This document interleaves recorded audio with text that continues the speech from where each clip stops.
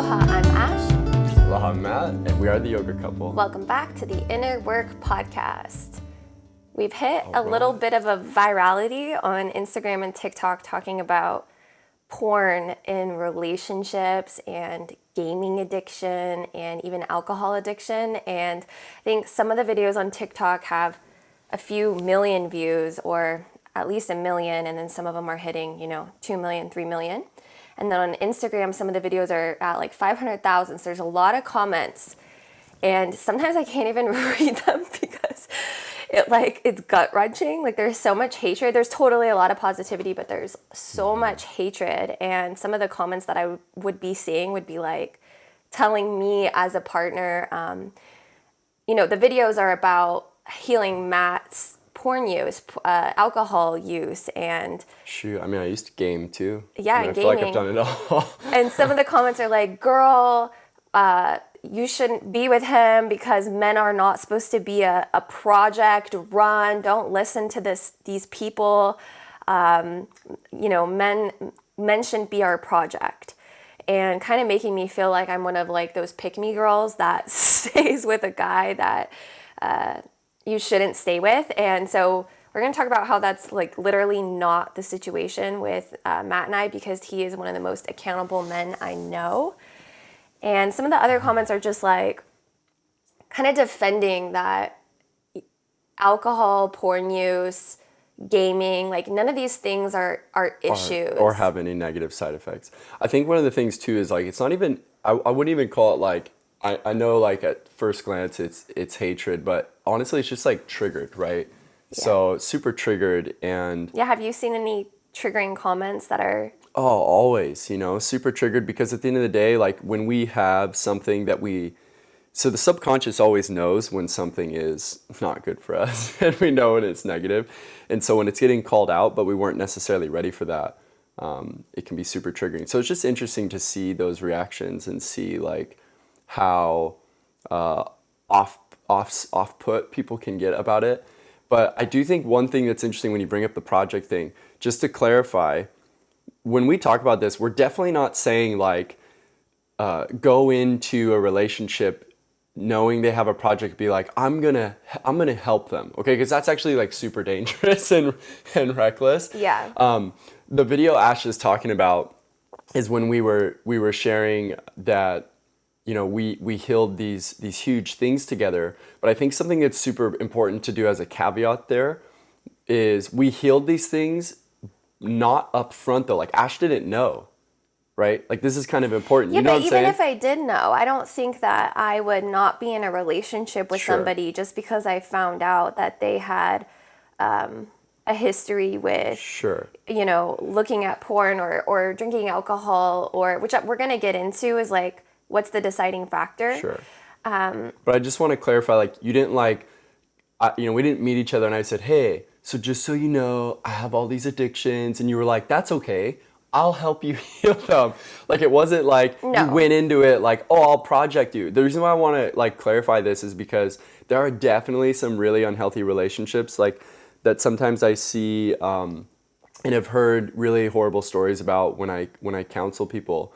And sometimes what I hear is there is a danger to this kind of interesting thing where people will be in relationships thinking that they need to keep enduring abuse. And I think one of the most important things, like Ash was pointing out, is accountability. Yeah, so we're gonna get into the signs. Cool. Okay, we're gonna get into the signs. But first, let's just talk about the resistance to being in a relationship that requires inner work. And here's my thing with it. And the reason why I say I'm not gonna just say I wouldn't be with you if you had these things. The reason being is because I don't think, maybe I'm just hopeless, but I don't know how many people there are in the world who are available who don't have a problem with one of these things. Mm-hmm. That's how socially acceptable, gaming, porn, alcohol, and weed have become. It's just like a habit that everybody has. Mm-hmm. So it would be super rare. Probably you would maybe only find this with a religious person who who, not even just a religious person, because religious people have a lot of trauma with these things, and a lot of the addiction is coming It's from actually religion coming from because of the religious people. repression. So I don't even know. And when the statistics are saying 9 out of 10 men are looking at porn, good luck finding somebody who doesn't struggle on some level. And that's why I'm saying I don't think it would be an instant red flag for me.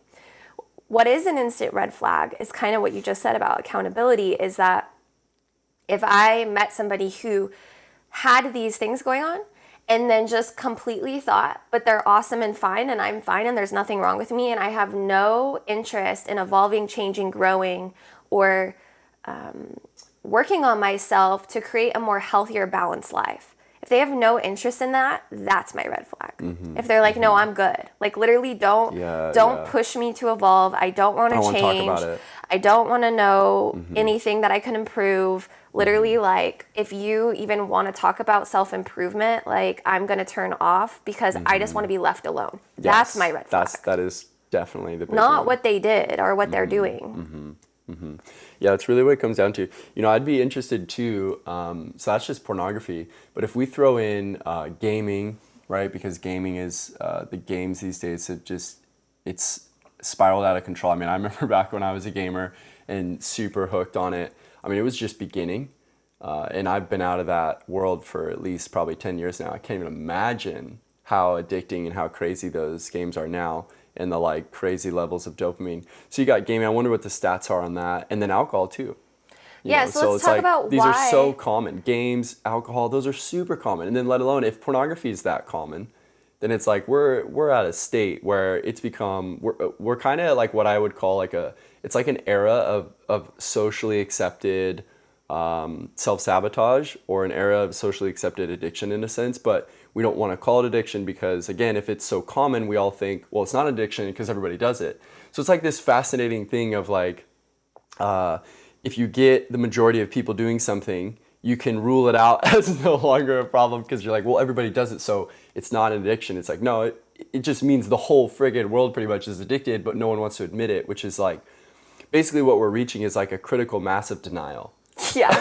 Okay, let's talk about why though. Let's talk about why it is a self-sabotaging behavior, and at what level is it a self-sabotaging behavior, because that was one of the main things in the comments of all these viral videos is people kind of defending drinking alcohol like casually, or gaming casually, smoking weed casually, looking at porn casually, and they're just like stop demonizing these things. And it's not that we want to demonize them, because this is literally the exact opposite approach that we have. The only reason you have been successful in healing is because we literally looked at the shame, guilt, demonization that these things had for you growing up in a strict religion, and realized that the demonization of it is why you were feeling repression, which is why you overcompensated and had such regular use with these things, because you didn't want to feel wrong.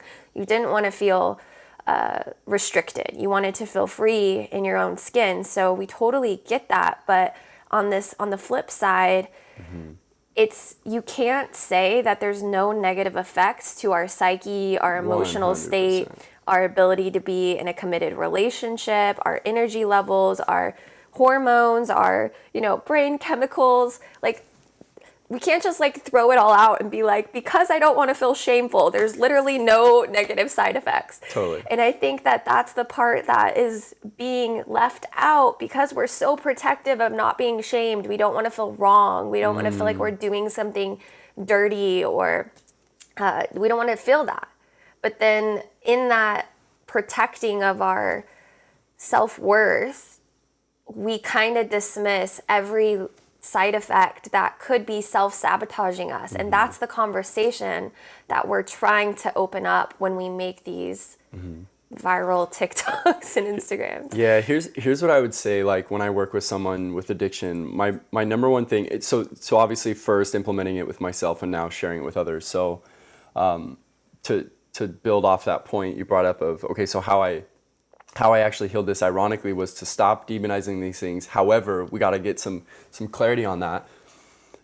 There's an important separation that needs to happen, and that is that our self-worth is always innocent unconditionally lovable, worthy of that unconditional love at all times, all places. It's never touchable. You cannot take your self-worth.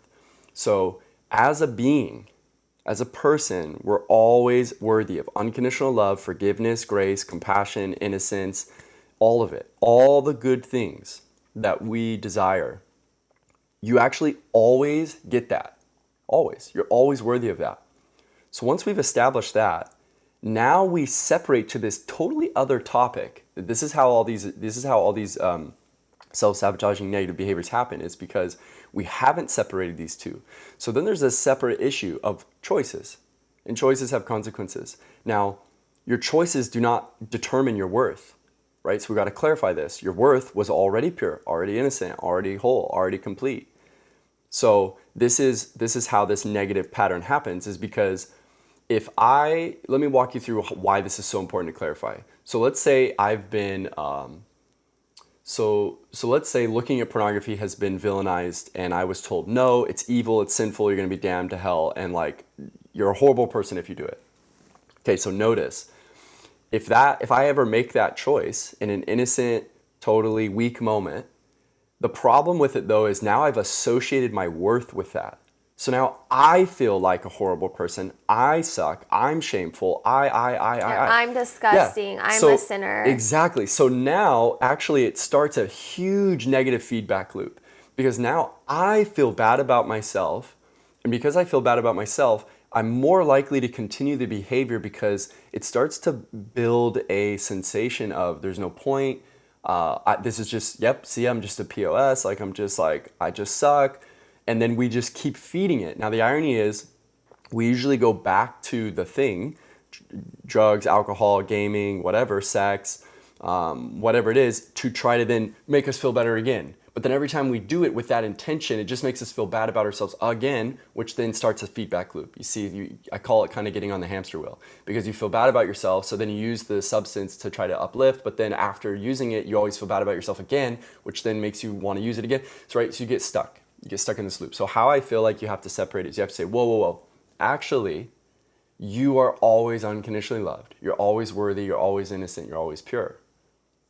And then you make choices. They have consequences, and that's called learning. Yeah, consequences are connected to the choice. To the choice, not to your worth. Not to you. Exactly. Yeah. So we could say this. They're connected to your maturity. They're connected to your wisdom. They're connected to your learning, but not your worth. Right? Yeah, and so when we look at the comments on these videos, it's very obvious that people are trying to protect their worth, which is why they're like, there's nothing wrong with this. It's totally fine. Because, as a response or a reaction to being shamed, totally. Of course you're going to react that way. But that doesn't mean that these behaviors are not bringing suffering into your life and your relationships, your health and your well-being. Even if you're not even aware of them. So here's what's crazy, right? So when you start to associate the consequences with your worth, the problem becomes you don't ever learn because you're too busy defending. Yeah. So what I see in myself and in others now that I've worked with, it actually traps us, because as soon as you start associating consequences with your worth, you actually block any learning, because here's why. If the human ego, associates negative consequences with its worth, then why would it ever own anything? Right. This is why we have an accountability problem in this day and age, is because no one feels safe to take accountability, because the current ego structure says if I take accountability, I'm admitting I'm shameful, worthless. And cancel culture is totally perpetuating that, because you it's go a shame culture. You go see like somebody says something out of line that could be unconscious, and maybe like perpetuating the problem of inequality or whatever the thing, right? Whatever it is. And they're not educated. They say a stupid statement, and instead of helping them to learn, which is supposedly the mission. It's, you go look at these comment sections of people who are being canceled, and it's just like complete shame, complete rejection. Like, you're a POS. Whenever it's a statement like you're an idiot, you're uncultured, you're unaware, those are degrading shame comments. Like, right? And so the people who are protecting their righteous motivation, their righteous cause, are actually perpetuating the cause because the rest of the world is so afraid to be in accountability because of the way they're treated. Nice, yeah. Because no one's going to be accountable when that's when that's what happens. Yeah, it's totally unsafe to be accountable. It's unsafe. So here's like we'd say, like, what's the solution then? Here's a funny way to walk through that particular cancel culture mentality. Something you could do instead is be like, hey, you're totally loved. This is like what I tell people, right? Like when I work with them, I literally say, hey, it's all good. You're loved. You're unconditionally loved. You're innocent. You're pure. You're forgiven. You're always worthy of grace. Cool, we got that? So imagine responding to someone with cancel culture and said, hey, you're totally loved. Yeah. I forgive you. You're worthy of grace. You're amazing as a being. Hey, just so you know, that choice you make has consequences. Question. Yeah, or question, really. It's like, have you ever thought about? Yeah, have you ever thought that what the impact of what you're saying does, or what it just proposing a question so that they could become accountable from their own choice instead of being shamed. And so let's segue into this because the reason why we've been successful in healing this as a couple, even though in the comments on these viral videos, people seem to think I have no effing backbone, is because... No, trust me, Ash is fierce. Yeah, my moon's in Capricorn. She has a backbone. Don't you worry about that. So, which is like... She holds me to the fire. Yeah, man. So, listen. The thing is that you are accountable to yourself. You want to be your highest potential, and this is your choice. I'm not over here nagging you. I'm not over here like begging you to change or any of these things. No. You're accountable because you want this for yourself. You're on a mission, like you always say, to reach your highest potential, to look at the aspects and the things in your life that are limiting you. And so my role has never been to nag you, beg you, try to get you to see this. Right. Never. But what I do is I hold you accountable to that agreement. To what I've made with myself. Yeah. Yeah, I call it like the mirror. Yeah, I'm totally going to call you out if you're lying to yourself. Yeah, she's just mirroring what I said I wanted. Yes. So if I, like, let's take another example, like a side note example. Like if I said, hey, I want to have a workout routine. Okay, like I want to start working out. She's just going to say, hey, I noticed you haven't worked out in like what happened to your the plan? Past week. So is that her shaming me or being weird? No, is she nagging me? No, she's just holding me accountable to what I said I wanted to do. So in the same vein, like now taking it with one of these deeper emotional topics, if I say, hey, I don't want to look at porn. I want to be an accountable person. I don't want to use alcohol to run away from discomfort. So if she sees me starting to do that, after a while, she's going to be like, hey, so how's that, how's that working out for you? Like, what have you been learning about facing discomfort sober? And then I'll be like, I haven't been doing it. And then, there's the work right there. What ends up happening though is that a lot of people are in relationships where their partner doesn't actually want these things. Yes. And they're projecting onto them that they should want these things, that their husband or their wife or their boyfriend or girlfriend or whatever, that their boyfriend or girlfriend or husband or wife should want to get sober, should want to put down these self-sabotaging habits when they actually don't want to. They're actually really cool with being where they are at, and they actually wish that their partner would stop nagging them, right? They want to just be left alone. And so when people are in those types of relationships, that's a whole different conversation around having standards and boundaries for yourself. So let's just go rewind back and say how we even got into the situation is that this is what we have. We have a non-negotiable list.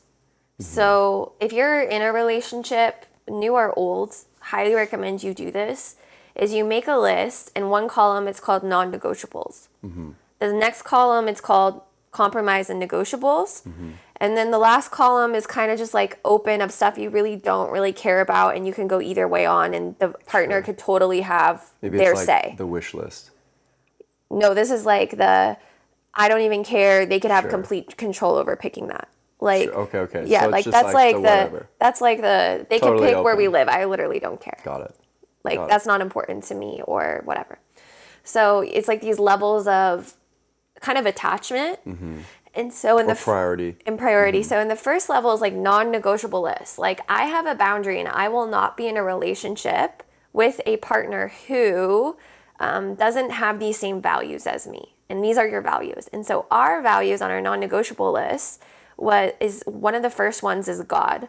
So it's like, I will not, me personally and you personally, won't be in a relationship with somebody who isn't interested in spirituality, who doesn't have A divine connection. who doesn't see it. And is interested, in making sure they're seeking it. And that's what the reason for that is, that we've been in relationships with people who didn't really care about Divinity. spirituality, and so many things under that umbrella were not up to what we see for ourselves in our lives, because the foundation for that first had to be that they had a relationship with a higher power. Yeah. It was almost, I think another way to word it too is like, I remember back when I was coming up with my non-negotiables, in a sense, I didn't maybe know the language for it, but we were doing this subconsciously. I think when I would date people and when it would eventually not work out, here's a good way you guys can start to notice what yours are, is eventually you reach points in relationships where it starts to be unfulfilling for some reason. And this was one of them, is like, let's say the physicality was great, a lot of physical interests, a lot of physical chemistry, maybe intellectual chemistry. We can talk about a lot of the same things, but what in this particular topic, what I would notice is, but when I want to talk about God and divinity and spiritual stuff, the person's just like, nah. Yeah. So what I would realize is that was creating an unfulfilled part of me That you couldn't share. that I couldn't express in a way where I really wanted to connect. That was actually vital. And this is why it became the top non-negotiable, is because it's actually everything to me. So this is kind of how you figure out what your priority list on your non-negotiable is because what you're looking for is, what are the things where if it's not in the relationship, you're gonna feel it. This isn't right. You're gonna feel it, and you're gonna be like, something's missing in a sense. And this is where you get really clear, because it's not necessarily the person. So this is where you want to get really clear. It's not the person. It's a quality that you're paying attention to, because that way it'll help you be really clear on what you do want, and then let life bring you a person who also wants that. I remember when Ash and I first met, because we were aware of this stuff. You cut through the BS in the beginning of dating. I mean, Ash and I remember when we first started dating, we just started asking like big questions like, what do you think the purpose of life is? Why do you think you're here? Because what we're trying to do is cut through to what our biggest values are, and make sure we're on the same page before we keep investing time and energy and build this attachment that was going to be so hard to break apart because this is actually what happened is I remember like dating someone, and I would like get a month into it and then find out like these huge core categories were missing because I didn't just say it right away. First questions. And it's like, no. Say it right away. Yeah. Whatever your biggest non-negotiables are, so get it out right away and be like, hey, what's your relationship with spirituality? And if they're like, I don't like that stuff, dude. Like, I don't want to talk about it. I don't know, whatever.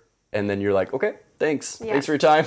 Like, I'm going to move on now, because if it's that fundamental to you, then there's really no point, because no matter how attractive, no matter how awesome you think they are, if these massive non-negotiables are missing, you will eventually burn out on it. Yeah. So some of the other ones, that was like the top one, is a relationship with a higher power. The next one, it was a commitment to the yoga path, which is self-realization. It is communion with God, communion with a higher power, and it's self-mastery. It's inner work. Yeah, it's inner work, self-mastery. So this commitment of self-mastery means that Matt and I are always in a place of looking at the areas in our life where we are still unconscious or acting out of our unconscious, and we don't have self-mastery. So am I consciously doing these things? Am I consciously saying these things? Am I consciously thinking these things? Is my life a self-aware practice? So that's where this whole commitment to looking at coping habits, stress coping habits, like looking at porn, drinking alcohol, smoking weed, gaming, That's where this comes in, because if that is the foundation, that we have this commitment to self-mastery, how could we not look at these things? It's imperative that we're looking at our habits and being like, is this contributing to my spiritual development, my self-mastery, me reaching my higher potential, or is it a huge distraction from me taking accountability and ownership over my life? And these things are not only huge time wasters, but they have a lot of programming in the subconscious mind. Because your dopamine levels are associated with these actions, you're starting to create neural pathways in the brain that are teaching you that instant gratification is the way to your happiness. And on the self-realization path, we want to be masters of nothing being the source of our happiness. We want to be able to have complete control over our state of being, whether we're in pain or whether we're in pleasure, whether we're in discomfort or whether we're in ease. That's self-mastery. But when you start to use alcohol, porn, gaming, substances. I think a big one in the spiritual community is using weed. Yeah. I mean, I used it a lot for my spiritual practice, which was kind of the tricky part of discovering that one for sure. Yeah, and you rely upon these things, or they're your go-to for decompressing. Yeah. You become reliant on them, and you're missing this whole part of self-awareness. It's checking out, in a sense. It's giving away your power. It's not in alignment with our non-negotiable of self-mastery, which this is why I'm bringing this up, because not everybody is on that path. Everybody wants to do that. And that's why a lot of people are not going to relate to our commitment to this. Yeah. Because they're in the place, let's just look at themes of consciousness. They might be in neutrality. Yeah. And neutrality on the themes of consciousness is just a place and a vibration that we can be entrained into where we're good. Like, please do not talk to me about doing more. Don't give me more things to look at. I don't want more work on my plate. I don't want to strive. I literally want to be left alone. I just want to chill. I'm good. I'm good. Yeah. And so a lot of people are there, and that's fine. That's Every fine. stage is fine. But that's not our path. Our path is we want to scale the themes and rise to our potential. So, and obviously, like going back to the social media, that's what we're ultimately holding the door open, is for all the others out there that also want that. And it's a good caveat to point out of, look, we know the journey's relative. So all these people that are getting triggered, like, yeah, we understand this was not technically meant for that person. Do you? Yeah, do you? And it's kind of funny. Ash made a video saying that, like basically being like, hey, you can drink, smoke, look at porn, do whatever you want. We actually don't care, because we know that that's part of your journey. That's fine.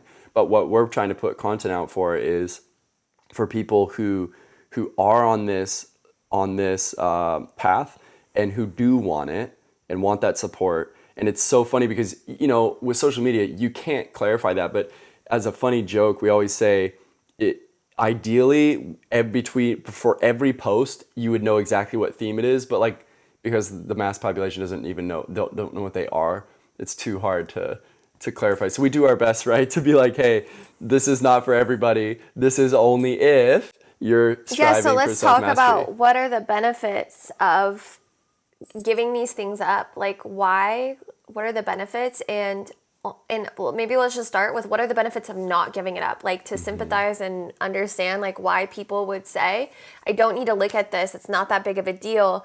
It's become such a common thing to do these things that people don't even think. We always propose our videos as like gaming addiction, porn addiction. We should be doing that because people don't realize that they have an addiction. We're calling it an addiction because it's regular use, but addiction has become such an extreme word. It's like when you visualize an alcoholic or you visualize somebody who would be addicted to porn. Yeah. It's such an extreme, probably very visualization in your head. You're like, well, I'm not that. Well, especially with this society, how it is now, technically what is what everyone deems normal is the addiction, and now addiction is actually an extreme. Yeah. It's like the person passed out on the side of the road and they're like, oh, that's an alcoholic. And it's like, no, do every day, or not even every day, do like a few times throughout the week. Is it your do go-to you go for to stress? alcohol when you're uncomfortable? Yeah. That's an addiction. Period. Like Period. you It's just use that it simple. every time you're stressed, you need to have a drink. Every time you're stressed, you need to look at porn or masturbate. Every time you're stressed, you need to Smoke weed. smoke weed. Whatever the thing is like when you have to go to those things and Or take pills. Like we left that out. yeah, so I think most people who use casually actually do have a coping habit and aren't aware of it because it's so socially acceptable. So we should stop calling it addiction and just talk about it in general. yeah. So why All right, that one's on us, guys. We'll fix that. what are the benefits of keeping that habit? Why are people defending it? And then what are the benefits of letting these habits go and holding yourself accountable to being like, enough's enough with this stuff. I'm not going to be using, like, why even go there? Yeah. First and foremost, everybody's unconditionally loved. We're all innocent, pure, and accepted and worthy of forgiveness and grace. So we always establish our worth first, right? Like we talked about. So now that we have that, okay, take a deep breath into that. Okay, like I'm good. Now we're looking at, why do I want to keep doing this? And why do I maybe want to stop? What are the consequences attached in both directions? So usually what we see when we are using these things, if we first say, well, what's the current consequences and why do I do it, right?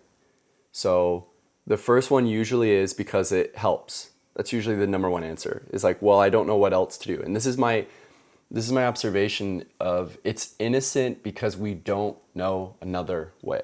That is like the number one thing I'm always telling people when I work with people one-on-one on this topic. I'm always trying to reiterate, like, hey, I understand you didn't know anything else to do. And it was taught and modeled, right? So we're taught and modeled this. The way the human ego deals with discomfort is two main categories. It either projects it, and that's when we lash out. So like if I'm irritable, I'm uncomfortable, I might attack you and just pick some random thing, right? And I've done these things. And I'll pick a fight because I'm uncomfortable and I don't know how to sit with that. And so I just lash it out on you and make you the problem. The second way, though, on this topic is masking.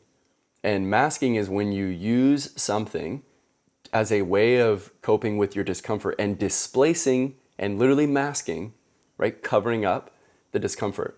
So when we use these substances or these things, we're using them to run away and avoid the discomfort, because we don't know what to do with the discomfort because no one ever taught us. That's the number one thing, right? This is why we're all unconditionally loved and innocent, is because in our opinion, or our observation has been, everybody is only doing negative choices because they don't know something better.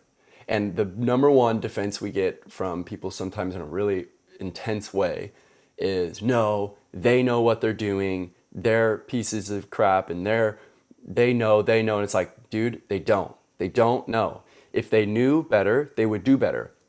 You might think this person's really intelligent, they're just a narcissist, and it's like, no, trust me, no soul does something that they know is truly going to F them over. The ego does not do things that are dumb.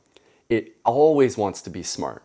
So when it does these things, it feels rationalized, and it feels like it has a really good reason. That's what's ironic. Like even all darkness, we could even take like, big people in history like Hitler. Dude, the guy thought he was doing something great. Make no mistake. He believed in what he was doing. Like all people doing dark things believe in what they're doing. They think it's good. They think it's, and what I mean by good is like, they think it's like the proper choice for them, like they believe in it. And so that's a big innocent thing that we have to connect with, is like, hey, we're always doing what we think is best. And then that starts to beg the question of like, wow, so getting in fights, projecting, masking, wow, we think that's what's best. okay, so this is a matter of education, not shaming. This isn't about the person's quality as a person. It's about their education. That's all this is about. And so we do these things because we don't know any different. Yeah, what do people think it's giving them though? Like, what's the Relief. yeah? Like, You know, let's just relief. like They dumb think it it's down to helping like the them. most basic. Like, what's Yeah. the Why do I look at porn? It makes me feel better about myself. Why do I look at porn? Because it makes me feel good. Why do I look at porn? Because it takes away my stress. Why would I look at porn? Because it makes me feel desirable. It's easy. It's easy. It's quick. It takes zero effort. Why do I drink alcohol? Because I literally have to do nothing but tilt a glass And then back. I feel good. And then I feel good. And it's the quickest, easy. Why do I take pills? Why do we take pharmaceuticals? Right. Because it's an instant change. Okay, great. And it instantly masks and takes away the discomfort because I don't know what Okay. else to do about So it. this is the thing, is that we think we're gonna feel better and feel happy, and so when that's being threatened, and you're like, well, you should stop these things. It's like, well, why would I ever Why- effing do that? there you go. Because I feel better when I have these things, and that's Exactly. literally so many of the comments, especially on TikTok, is like, but I feel better, so no, like gaming makes me feel better, porn makes me feel better, blah blah blah makes me feel better. Okay. So hold on, though, I want to lock this in, and that is exactly what I'm saying. I've noticed the human ego believes what it's doing is good. Right. So it thinks it's right. So yes. I just want to lock that in. Yes. Is like that's what I mean by that. Is like, see, they think, look, I'm doing something that's better for me. Okay. Okay, So you if got you're it. doing Okay, go for something it. that makes you feel good, okay, and then you have to ask, and what's at risk, okay? Yep. So what's at stake? So what are the consequences of this feel good, this, okay? yes. And that's what's not being asked. And then Yes. we're going to look at quitting and feeling good, and what are the And looking at consequences of that. those, yep. So this is how we make decisions in our relationship and in our life and on the path of yoga. So, okay, it makes you feel good. Fine. What's at risk? Let's just talk about porn. What's the side effect? Right. So It makes you feel good. Yes, I do get a temporary And it high. comes with But it's like those drug what is that commercials. high? Yeah, you know the drug commercials that may are like experience. you're gonna if you have what is it? What are the things? It's just like Hemorrhoids. yeah. If you have hemorrhoids, take this. It's like a take this list of- medicine, and the side effects are death. Liver disease, may have Yeah. thyroid issues, Okay. may lead to irritable bowel. All right. Look at porn. You're gonna feel amazing, and the side effects are. And then there's this Yeah. whole list that nobody's talking about. Yeah. So we don't want to look at it realistically. And remember, why don't we? Because if our worth and our identity is associated with looking at the negative consequences, no one will admit that. No ego wants to admit that they're doing something self-destructive. This is I gotta keep reiterating this. Like, we're all innocent. We don't know we're doing this. Okay. So coming into the truth, why do we look at it? We think it's making us feel better. However, what is the side effects? Well, you're messes with your brain, and it starts to throw off our ability to be happy and content in normal situations, because now the brain is starting to down-regulate, because pornography, we'll use this one as an example, hits the brain with such an atom bomb of neurochemicals that are so astronomically unnatural. Okay, so the human brain, pornography in particular, I'm a pretty big advocate of this, because from a neuroscience level, it's kind of freaking me out what it's going to do to us as a species. Yeah. Because the human DNA, the natural primal human, especially the man, was not supposed to see that many sexual partners. He was getting to see like one woman sexually available was an astronomical event. It was like, wow, right? Like, this was a massive thing. And that's why the body gets hit with so many chemicals, is because it was to propagate the species. It's a huge chemical event that is extremely huge endorphins, tons of dopamine, and a bunch of positive, uplifting chemicals. It's because it's supposed to give him the energy to carry out the act, right? So this is the natural amount was way more seldom. And it wasn't hundreds of women at the click of a button. That is so unnatural to the brain that we're talking atom bomb levels here. We're talking like so unnatural high. Okay. That it's like, but let's bring it back the to side reality. effect then is that it totally downregulates What the does brain. that 'cause do now in the- our regular life, though? Yeah, so we're gonna get to that. So now that it down regulates the brain, because the brain will adjust to the new exposure. Because that sounds amazing. People are like, yeah, I want that. That sounds great. Trust me though, we're getting to the side effects. So this is, yeah, we like it for this part, but here's the downside of this, is because of that huge unnatural high, now the brain starts to lower its capacity. So what it does is endorphins, all the feel-good chemicals, the receptors will start to down-regulate. And what this means is you now need that big of an experience to feel happy on a normal basis. Oh shoot, here comes addiction. Okay. Because normal life now is going to be super dull. You're going to be very irritable. You're going to be very discontent.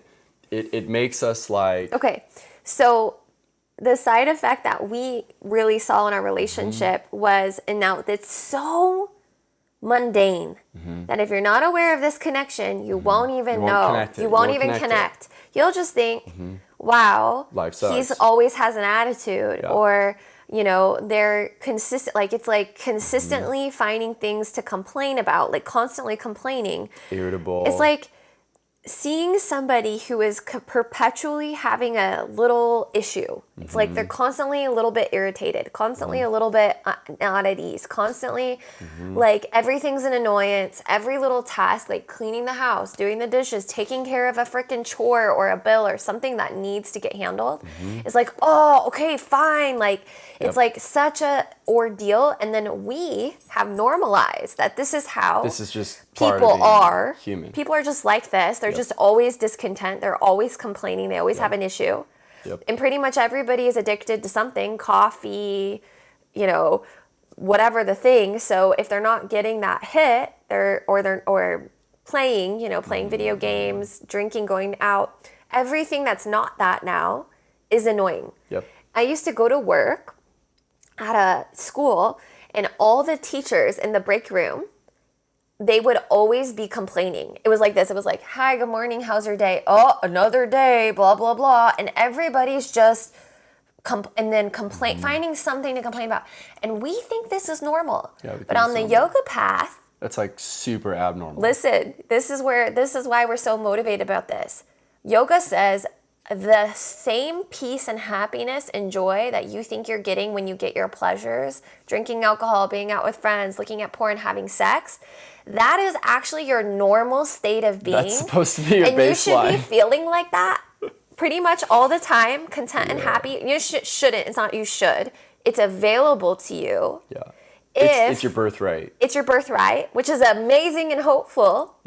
If you go on this path of self-mastery. So that was really interesting to us because I'd rather be in that space of bliss and contentment no matter where I'm at, even when I'm at work or doing something annoying like going to the DMV. And I will tell you, I literally have a testimony of being in spaces that you should be really annoyed that you're in, and having tears of joy from being in existential bliss of my existence because I decided to have that moment instead of being annoyed. And people who are addicted to getting it from an outside source never have that opportunity.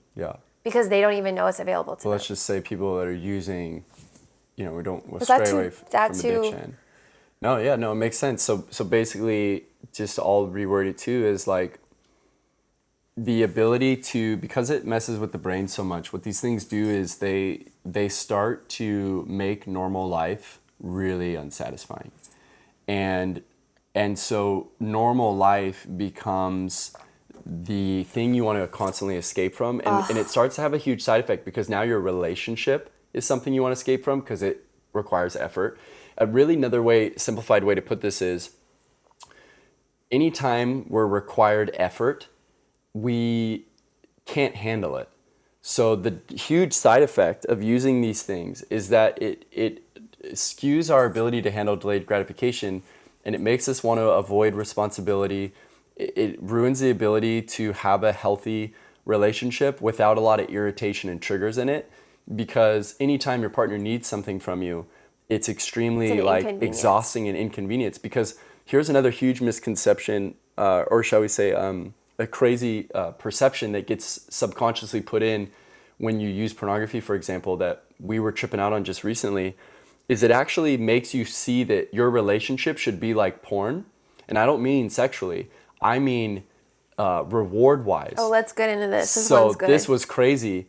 Basically, what it skews your perception. You don't even realize it's doing this to you, but you start to view your relationship from a subconscious way. You don't know you're doing this. I didn't know I was doing this. I technically, I don't want her to ask anything of me unless I asked of her. Okay, that sounds like the relationship with the phone or the computer, right? Like, porn doesn't interact with me. I interact with it. Okay, so don't ask anything of me. Don't require any effort. Don't take any of this. Don't take any effort from me.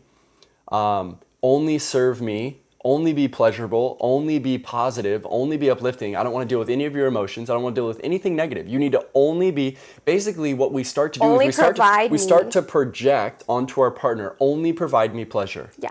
And this is why relationships are failing left and right today, is because all of this stuff, and it's not just porn, it's drinking, it's gaming, it's using any other type of escape. What this does to the brain is it starts to project onto the partnership that if you're not pleasurable, I don't You're want a problem. this. You're a problem. You're the problem. And then what do we see? They break up and they go do it again with the other person. Because it always starts out, everybody's on their best behavior and in a pleasurable state. But then as time wears on, we start to see their real human moments. And the escapism, the addiction of the brain says, this is uncomfortable, I don't want this. And then it runs away again. I literally saw somebody commenting on one of our videos that you went viral for when you were saying, stop leaving relationships and saying it's because there's a problem. Like, stay in the relationship and work on the problems. And people were arguing to the bone on that because they're like, what? Don't leave because there's a problem? That's literally why you leave. And it's like, wow, like, no, actually, like, there's always going to be problems in life. There's always going to be problems. There's always going to be issues. And the fact that we think that there shouldn't be, that is the problem. That is exactly the result of this culture that we've created now of socially accepted, self-sabotage. So the yoga path is like, okay, we're not looking to create the perfect environment where everything gives us joy. We know life has inconveniences. We know that there's going to be issues. We know we're going to have to put in effort. We're going to have to work hard. We're going to be in discomfort. We're going to have to do things we don't want to do on a daily basis. And our mission is to, instead of wanting the external world to provide us pleasure and never inconvenience us, we want to be liberated, free, and transcendent of ever being inconvenienced, of ever being, what is that word? Annoyed, ever being irritable. We want to be transcendent of that no matter what is happening. Yeah. So that way we can get through things that are uncomfortable with grace. We can get through challenges. We can problem solve instead of having an escape route and a coping mechanism. Totally. We can handle things that life is giving to us. What these coping strategies are doing is that they're making us completely reliant and incapable of ever being in discomfort. And which is dangerous, from a deeper perspective, even going kind of political in a sense of like, it makes us really easily controlled. Oh, totally. Because if all I got to do is take away your discomfort, then I can control you. No, take away your, discomfort. If I can make things super easy, then I got you. I can wrap you around my finger because all I got to do is promise you a bunch of things that are comfortable, and everyone will just line up. Because people don't want to be inconvenienced. So even if it means you're trading, so like standing up for your freedom, so inconvenient. Yeah. Right. So then it's a quick slippery slope to a really dark place of like, hey man, we gotta be able to think for ourselves, and that requires effort. So if you're not aware of this, right? Like if you literally don't realize you're enslaved to your coping mechanisms, of course you're gonna defend them and think like, no, they bring me pleasure, they bring me joy. And Matt and I's perspective is always like, yeah, but at what cost? What cost? So that's like our perspective on it. And so the motivation for stopping these things is that in and of themselves is like, is this a coping mechanism? Do I need it? Am I craving it? What are the side effects? What are the side effects we're seeing in our life? And like we said earlier, is a lot of people are not even associating. Yeah, that's the biggest one, is be brave enough to realize that they are connected. They're not associating Yeah. the mentality with their behaviors in life, Yeah. and everything is connected. Yeah. So when we look at our day-to-day life and we're having issues, right? There's strife happening. Some people will just be like, well, this is just what it this is. is just what it is. But Yeah. tonight I'm gonna go have fun. So Yeah. whatever. And like me and Matt are like, no, let's solve this. Like let's literally like solve it for good. I want to be in joy when I'm at work. I want to be in joy when I have to deal with house stuff. I want to be in joy when we're dealing with our finances. I want to be at peace At all times. And so if I'm not at peace, instead of blaming the thing out there, we need to look at our own habits, aren't you our at peace own within? thoughts, our own contributing factors. And when we actually are honest and we look at those things, there's pretty much nothing good ever coming from coping mechanisms such as use. Yeah. Any use. Like this is, I have to use this thing. So I want to make sure we cover what's the solution, right? Because Yeah. this is a matter of education. So the benefits, though, on the flip side of what Ash is saying of facing discomfort, there is a healthy way to deal with discomfort that doesn't have any negative side effects. And one of the biggest things to do is to sit with the feeling, realize that, first of all, that it's okay. Now, the reason why we don't like to sit with uncomfortable feelings and emotions is because we remember going back to this core topic of because we think it's us. So as soon as we think discomfort is who we are, then what starts to happen is we become worried about looking at it, right? So we've broken that down today a couple different ways. So it's important first to be like, okay, this is just a feeling, this is just something I'm experiencing, but it's not who I am. And then from there, we can start the healing process of saying, well, what is this feeling a consequence of? And it's always the consequence of a choice. It's the consequence of a choice either we literally did or didn't do, I guess, or how we're thinking about something. And so every discomfort, every single human discomfort is the result of a choice. Can I just say that sitting with your discomfort, looking at what Matt is talking about is being observing yourself and saying, where is this coming from? That's the inner work. Yeah. That's yoga. That's when we said we're committed to the yogic path of self-mastery. This is why we're able to do this, because anytime we're brought out of peace, instead of being like, well, I'm not gonna deal with that. I'm gonna go run away and drink, or I'm gonna break up with you. We instead sit our asses down. Sorry, but we sit our asses down. We say, okay, what's going on? And this is the process that he's talking about. And so if you take away all your coping mechanisms, you take away drinking, porn, alcohol, weed, whatever, and you do this instead, this is how you transcend so that those things stop having power over you, because you do the work to get to the root and you transcend it consciously instead of staying in a cycle of coping. Yeah. And to put it simply, you develop the ability to sit with your discomfort rather than run from it.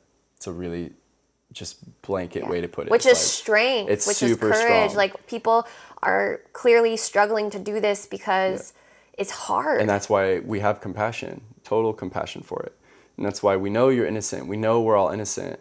It's the only way you're actually going to heal is you have to know you're innocent. When you sit down and do this, what ends up happening is you realize a bunch of stuff. You realize you have unhealed trauma. You realize you have inner child wounds. You realize you repress things from your parents. I mean, it's dark stuff that ends up coming out when you actually sit down and look at your thought patterns and your behaviors and you go back and you figure it out. It can be dark stuff. And but it's not who you are, right? So that's why we don't know how to do this, is because remember, the human ego is naturally going to associate with whatever it's thinking and feeling. And so this is why I keep drilling this point home as we can look at the nastiest stuff together and it's not personal. I don't care what your mind tells you or what you're feeling. It's not you. It's not you. It's your ego. It's a program, and it's been taught to you. So even if you have some really dark traumas, I've got some crazy dark traumas, but it's not me. So I can talk about it freely because it's not who I am. And so the only way we heal this is we sit with it we process it, and we realize that it's a result of a choice. So let's say this, even if you do have a trauma and it's starting to come up and you're like, well, Matt, you're worthless, bro. Like, look at these choices, and my mind's flashing me all these memories, proving to me like, dude, you suck. Like, you should just not be here. And it's just rattling off a bunch of just horrible things that trying to put me down. In that moment, I have to realize, well, wait a minute. The reason why I'm actually feeling so bad about myself is because I'm choosing to believe this BS. I'm choosing to believe it. I'm choosing to listen. And what we don't realize as humans is we don't have to listen. We don't have to believe everything your mind thinks. You don't have to identify with everything you're feeling. The yogic path of inner work is about observing and keeping your worth and your true self separate. That's why I've been drilling this point home over and over and over again. It's like, it's so imperative to be like, whoa, I am unconditionally loved, innocent, pure, and whole and complete and already healed. So this crazy shit is not me. So who and what is it? Okay. And it always goes back to either a person, a trauma, a program, a conditioning, a movie you watch, you name it. It came usually from somewhere outside of you. But if you don't do this self-observation work, you think, if I don't think about it and I don't look at it, that's how I assure it's not me. I never look at it. If I never look at it and I don't talk about it, people are so into the law of attraction, like, don't talk about your trauma. I was literally listening to Abraham Hicks, and it kind of tripped me out because she was saying, like, don't process and talk about your traumas because it's not who you are. So just only focus on what you truly are. But that's true when you've made that distinction, what Matt's talking about. If you haven't, you have a subconscious and you haven't healed and you haven't dealt with it and you just repressed it, it's in the back of your buried subconscious mind, totally affecting you, because what is not in the light and is not healed and revealed is still having an effect on our consciousness. So we think by ignoring things, not talking about them, not looking at them, that is us being separate. But what is us actually saying, no, I'm good, I'm whole and complete, is us having the courage to look at the things that are uncomfortable, past traumas, past memories, choices we've made, and taking full accountability for the choices that we've made, and taking full accountability and awareness for reconciling the things that have happened to us.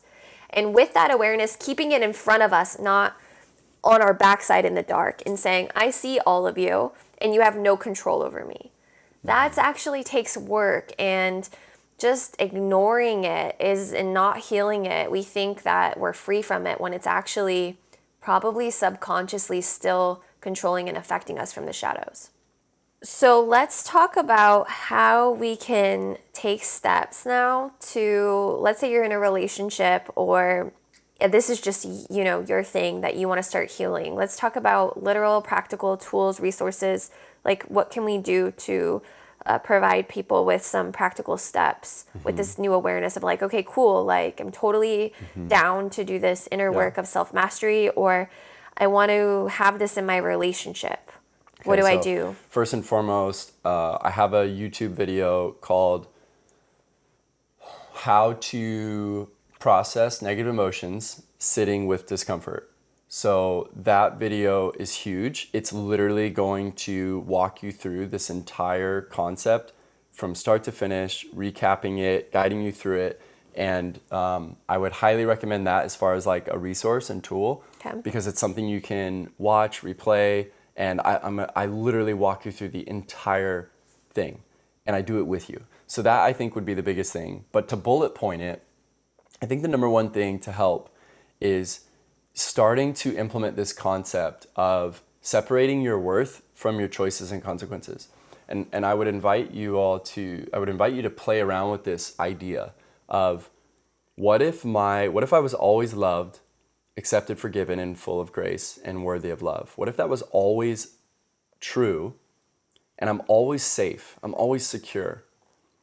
And then from there, see if you can look at your choices, because you're safe and secure, see if you can look at your choices objectively. Like from a bird's eye, third person view. And just be like, all right, what choice is getting made? Witness consciousness. What's the consequence of it? And what can I learn? And how can I choose differently? Is this my highest potential? Yeah, So let's say you're feeling bad about yourself and this is common for me. Like, let's say I made a mistake and I'm feeling down on myself because all of my programming of judgment and shame, I'm starting to judge and shame myself. So I feel insecure, I feel down, I feel negative. In that moment, I have to pause, I have to breathe, and I say, first of all, none of that's true because you're loved, you're innocent, you're pure, you're whole, you're complete. Okay, cool. So what I'm actually going through right now is an experience. I'm feeling something. I'm thinking something. And that's what's giving me the feeling. So this is a consequence of a choice. All right, what choice is this? Well, first of all, maybe I made a mistake. Okay, so that's the action choice that I made. Now, that's not enough though. What's making me feel this way? Well, I'm choosing to view that mistake a certain way. Well, how am I choosing to think about myself? I'm choosing to believe that I am now a lesser person, that I'm stupid, that I'm dumb, that I shouldn't have done that I'm a sinner, that I'm evil, that I'm this, that I'm that. Oh, okay, so I'm choosing to believe that. I'm choosing to think that way and believe it and agree with it. Thus, I feel this way. And the consequence of choosing to think that way about myself is this feeling. Oh, so you're saying who I really am and my true worth is actually not this feeling. Yes, that's what we're trying to get us to realize is, oh, okay, well, shoot, I can deal with that. I can deal with, oh, this is just the result of how I'm choosing to think. Because here comes the fun part. Cool, so now that you see the lesson, every time you choose to think poorly of yourself, you're gonna feel this way. All right, none of it's true though, it's just a choice. So here's what's cool is, great, what have you learned? Well, every time I think that I suck and I'm wrong, I feel really bad about myself. Cool. Do you want to keep choosing that? No. Do you mean I have a choice? Absolutely, you have a choice. So what do you want to choose to think instead? Well, I guess I can choose to think, yeah, hey, Matt, you made a mistake. It's all good, bro. You learned, you got smarter, and actually it's all good. And how do you think you're going to feel? What's the consequence of giving myself some grace, learning the lesson, and actually seeing it as you got smarter, wiser, stronger, and you matured? Well, shoot, I'm going to actually feel pretty good about myself. And I'm going to feel at least neutral and feel like, cool, it's all good, man. You made a mistake. Let's pick yourself up. Let's keep going. Okay, so you're saying I can do that? Yeah. Which then, I guess this is just the mentality so that you can start looking at maybe the more negative choices, or not negative, or just like discomfort, self-sabotaging choices that you might discomfort. be using, and just learning from it instead of seeing yourself as wrong or shameful, which then perpetuates you doing the thing. Because if you think I'm wrong or shameful for looking at porn, your soul immediately goes, no, I'm not, which is so true. Which is where it gets And so defensive. then you say, okay, great, so then I'm going to keep looking at porn because I'm not shameful. And so what Matt is just basically proposing is saying, hey, you're totally not shameful, but can you just look at looking at porn has some negative consequences, and just see that instead of associating it with I'm wrong or shameful. Because as soon as you say I'm wrong or shameful, your soul will say, no, you're not, which is true. And then you'll say, okay, great, so then I can keep just looking at porn because I'm not shameful for looking at porn. No, you're not shameful for looking at porn, but looking at porn has negative consequences. So that's the analyzing first the choice. Invitation is just be honest about the natural consequences, and just maybe do a little self-analysis and look at maybe some habits, daily habits that you have that maybe are not the highest potential for you, and just can you be honest about the natural consequence without self-associating your self-worth with it? Yeah. Here's a really good example just to give you food for thought on that. Every time I would use a substance, where you're really going to see it is in the next 24 hours to 72 hours. So the next day to 3 days, because you just gave the brain that atom bomb of chemicals like we talked about, the brain is going to be coming off of that in a form of withdrawal. And that withdrawal might not be as extreme, like we said in the beginning of the podcast, like it's not some crazy heroin withdrawal, right? Because that's what we would call addiction. It has to be extreme these days. It's actually not that extreme. It's as subtle as you being irritable. It's as subtle as you being a little more impatient than usual. And what it looks like on a day-to-day basis, so you can start to connect the dots, is if after using something, the next day to 3 days later, I was a little more on edge than usual. And the reason why is because my brain is coming off of the huge high, and now it's really pissed that it doesn't have it anymore. And so it's making me itchy because it wants me to, because normal life now is very unfulfilling, and so it's making me mad. And so this is a really good way to spot it, is you don't feel as good. You're a little more snappy. You're a little more impatient. You're got that itch a little bit more. These are actually as simple and subtle as it is. You want to do it again. You're kind of like, oh, I can't wait for the next weekend. Like, yeah. Right? You got that. You just kind of have that irritation with life. Now we've normalized, oh, that's how Monday, everyone feels. Oh, hump day, oh, this, oh, that. We've normalized the negative attitude, like Ash was saying back when we were school teachers. Like, yeah, everybody in the break room, what are we doing? Just talking shit about how bad everything is. And it's like, no, life is not supposed to be something that we always have to escape. Yes, that's not the normal. The normal is peace, happiness, and content. Being content. We've created a world of discontentment that we have to wake up from, because that's not the answer, guys. We don't want to just keep chasing and chasing and chasing. That's going to lead to a completely enslaved society, because all of us are just chasing stuff. So it's so important to that's my best like food for thought on that, is just start to associate that after that big weekend you just had, notice the next few days you are not happy with life.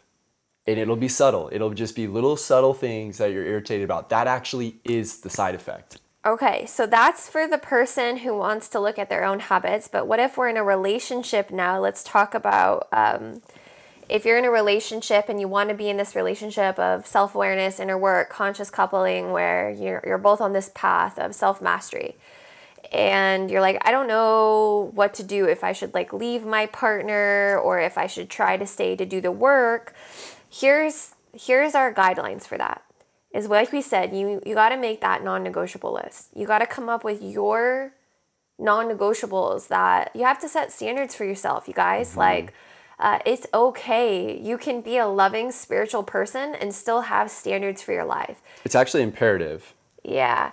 And you can set those standards and you can still love somebody, but not intertwine your life with them. Like you could be like, I love you as a human being, but like, this isn't the life path I want.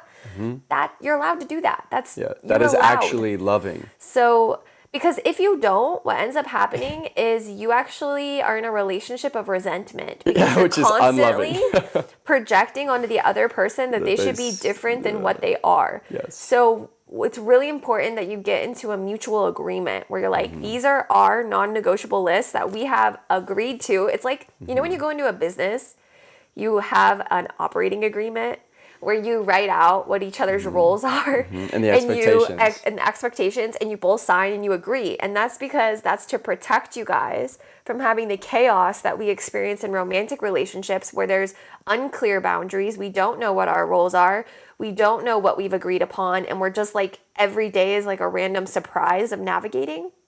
Well, hey, why don't we get clear on that so we alleviate some of this unconscious projection, and just say, these are the non-negotiables that I want in a relationship. What are yours? And see if they line up so that you can consciously agree and say, okay, great. This is the life that we've agreed to together. So it's okay for me to hold you accountable, and it's okay for you to hold me accountable, because I literally want this for myself.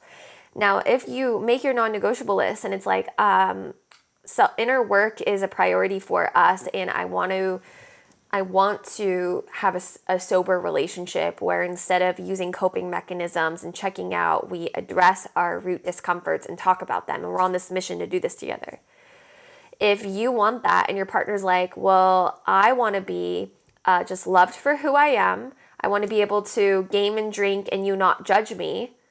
You're going to really have to say, okay, well, do I literally want that to be my daily reality? Am I actually going to be in love with you? Be honest. Or am I going to be resenting and projecting onto you? Yeah. If that's the case, then you have to be brave enough to realize that this is probably not the type of relationship you want to be in, and you need to be honest. Yeah, you just didn't know. It's okay. You didn't know. You didn't realize. And because most of us don't, we don't get clear on this. So how are you supposed to know? And if you say, well, I love this person so much, I could never leave them, but this is who they are, then it's your inner work to say, then I need to let go of my expectation and stop projecting onto them, because I'm actually the one causing pain now. They've been honest with me about who they are. They've told me this is who I am. If you want to stay, stay. And if you stay, But you keep pushing them and you keep projecting onto them and you keep resenting them. That's your shit now. They've told you who they are and you won't stop trying to project onto them. So that's kind of like the two things that could happen there. Now, if you are in the position where you want to leave and you're like, okay, well, I definitely don't want this. The thing that I always keep reiterating is that we're so afraid of having our standards and boundaries because of what we're going to lose. But we really need to get excited about what we're going to gain when we are in our authenticity and our truth. You're never going to be dissatisfied with your life when you give yourself your needs, when you hold yourself to having your boundaries met, and when you give yourself the standards and the conditions that you have set for yourself. You're always going to feel satisfied. You don't need to be afraid about what you're going to lose, because you should be more afraid of being in a life that you are resenting and you don't want, and looking back and being like, I never was true to myself. That's more scary. That's more scary, to stay in a relationship or a situation that is not your truth because you're too afraid to let it go, to find out what your truth is. So these are the ultimatums, and I just want to put it out here because yesterday we did a full moon ceremony for the full moon in Capricorn, and by the time this podcast gets posted, I don't know what day of the week it will be, but we're recording this around this energy, so it's important to say is that the energy of the full moon in Capricorn right now is all about ultimatums and choice making, decision making around big life choices, career, relationships, living conditions, and being responsible and honest about getting in alignment with our truth. So it's kind of apropos that we're talking about this right now. And if you're interested, you can go onto our Instagram and watch the live recording of the full moon ceremony, even if it's past the full moon, because it will help you process. And we do a lot of breath work, journaling, we do muscle testing to help us get clear on making that decision. So if you're in that place, I highly recommend you go do the full moon puja ceremony, because it will help you get clear if this is where you're at. Wow, I just talked for a really long time. Sorry. You're just ripping, girl. Get it. Okay. Beautiful. We gotta wrap this up. So I think that's the most important part, right? Is you got to be clear with the relationship, getting clear with your expectations, because that's what it's all about. Because once you have that agreement, it's awesome, and then you have the strength of each other's support. Because once it's clear that we both want this, then it's like, dude, I'm your biggest fan. Right? Now it's like, I'm your biggest support. I'm your biggest cheerleader. Like, I could not be the man I am without my wife. Hands down. No way. Right? Because I needed that mirror. I needed that support. I needed her to be there for me, support me through it, to help hold the mirror. Because one of the things is, it can be difficult.